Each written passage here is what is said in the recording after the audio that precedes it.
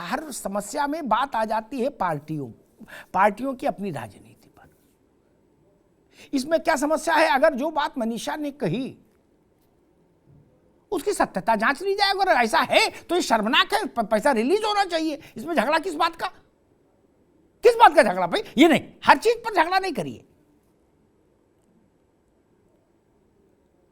वो कितनी तनख्वाह पाती हैं बेचारे आशा वर्कर, एएनएम वाले लोग, आंगनबाड़ी के लोग। मेरी आंख में आंसू आ जाता है उस तरह के लोगों के बारे में जब मैं चिंतन करता हूं, चाहे वो हो, चाहे शिक्षा मित्र हो, चाहे अनुदेशक हो, इस तरह के जो लोग हैं। आज के दौर में 7,000 रुपया, 10,000 रुपया शिक्षा मित्र पा रहा है। 10,000 रुपये में परिवार पालेगा और स्कूल आगे जाएगा, पढ़ाएगा भी। बहुत सारे विषय हैं। और अगर ऐसा है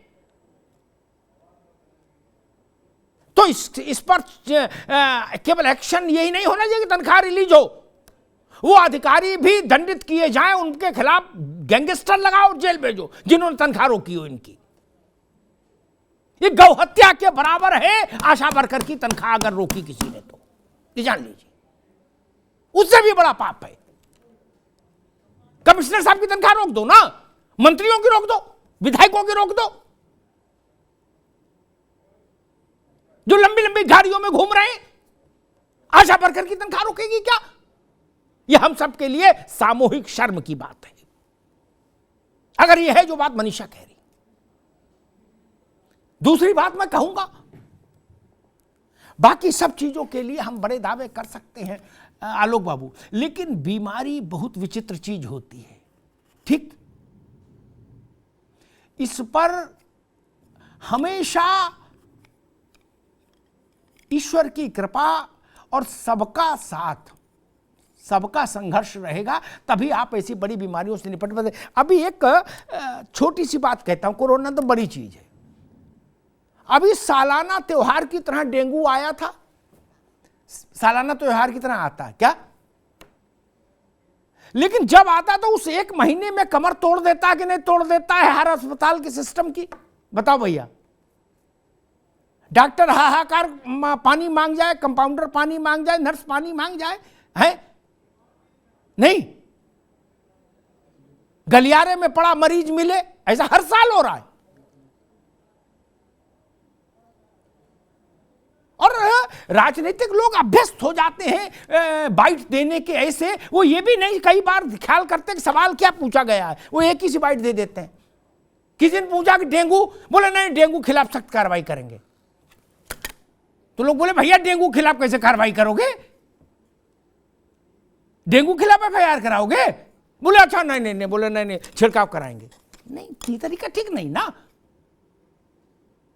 इसे बचा जाना चाहिए। मैं हमेशा कहता हूं राजनीतिक लोग इसी समाज से आते हैं, जब वो नेता हो जाते तो उनको ये भ्रम सब पार्टियों के साथ में करो, ये क्यों हो जाता है कि हम सर्वज्ञाता हैं, अहम ब्रह्मास्मि, जो कह दिया फाइनल, ऐसा क्यों हो जाता है? ये बात मनीषा की पार्टी पर भी लागू, आम आदमी पर भी लागू, आलोक जी की पार्टी पर भी लागू, सुधा जी की पार्टी पर भी, सब पर लागू है क्या? कोई भी पार्टी देश की साझी प्रतिभा और मेधा से बड़ी तो नहीं हो सकती ना। और हमने जो संकट देखा, हमने अरे मतलब देश ने देखा, समाज ने देखा, सबने देखा, उसमें पार्टी का डिवीजन थोड़ी ना था कोरोना में। और ना कोरोना ने किसी को बख्शा। ये हो सकता किसी को हुआ हो, किसी का नहीं आया हो टेस्ट में, लेकिन बड़ी सब विभीषिका थी ना। उसने पार्टी देखी, न पद देखा, न रुपया देखा, न पैसा देखा। गरीब भी लपेटे में आया, बड़ा आदमी भी लपेटे में आया। क्या वो दृश्य हम लोगों ने नहीं देखे कि हम जिन जिन लोगों को ये भ्रम रहता है कि मेरे इस फोन में बड़ी जान है, इसमें सबके नंबर हैं, क्या उनको असहाय नहीं देखा हमने कोरोना काल में? देखा। हम एक बेड नहीं दिलवा पाए किसी को, हम ऑक्सीजन के सिलेंडर नहीं दिलवा पाए, और हम ही नहीं, मंत्री से लेकर संतरी तक सबकी दशा यही थी। बनारस के एक बड़े संगीतकार, उनके लिए सब लगे लखनऊ की सरकार लगी, दिल्ली की सरकार लगी, लेकिन उनके लिए जब गंगाराम में एक बेड की व्यवस्था हो पाई तब तक उनके प्राण चले गए। 2 सरकारें लगी थी, क्या स्थिति नहीं थी? सरकारें क्या करें जब था ही नहीं बेड। उस स्थिति से सबके साथ से ही हम निपट सकते हैं, उसमें राजनीतिक का भेदभाव जरूरी नहीं है। संकट काल में राजनीतिक दलों को भी ये सोचना चाहिए। और भारतीय जनता पार्टी ने राजस्थान में अपनी यात्रा जो कैंसिल की, उसके बाद तर्क के आधार पर कांग्रेस के लिए संकट पैदा होगा। मैं आज लिख के दे रहा हूं दीवार पर। कल आप ये कह रहे थे कि राजस्थान में अपनी यात्रा भाजपा कैंसिल करेगी क्या? जो हमसे करी उन्होंने कर दी। अब यात्रा पर मत अड़िए। और वैसे भी कांग्रेस तो कह रही कि यह यात्रा चुनाव जीतने और जिताने के लिए नहीं है, ये तो आध्यात्मिक रहस्य को खोजने के लिए निकले हैं क्या? तो बाद में कर लीजिएगा, संकट काल से निकल जाए तब कर लीजिएगा। और कांग्रेस जैसी बड़ी पार्टी को ख्याल रखना चाहिए। आप इतना बड़ी भीड़ लेके चलेंगे, हो सकता है भाजपा की चिट्ठी में, अरे मांडविया साहब की चिट्ठी में राजनीति हो, लेकिन ये तो सच है ना कि इतनी भीड़ अभी से बचना चाहिए।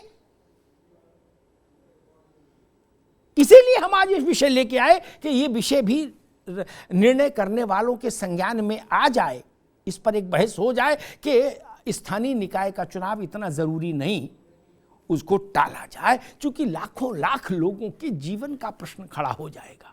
फिर न हमारे हाथ में कुछ रहेगा, न सरकारों के हाथ में कुछ रहेगा, न सिस्टम के हाथ में कुछ रहेगा। हमने देखा केवल विधाता के ही हाथ में सब कुछ था, वो दौर हम लोगों ने देखा है ना सबने। इसलिए ये जरूरी है, सरकार को मन बनाना चाहिए और बेहतर हो इस पर एक सारे दलों से एक रायशुमारी हो जाए। भाजपा इस बात की पहल करे कि स्थानीय निकाय के चुनाव को क्या किया जाए, टाला जाना चाहिए। उसके लिए एक आम राय बनाइए और चुनाव टाल दीजिए। चुनाव इतना जरूरी नहीं कि जान को जोखिम में डाला जाए।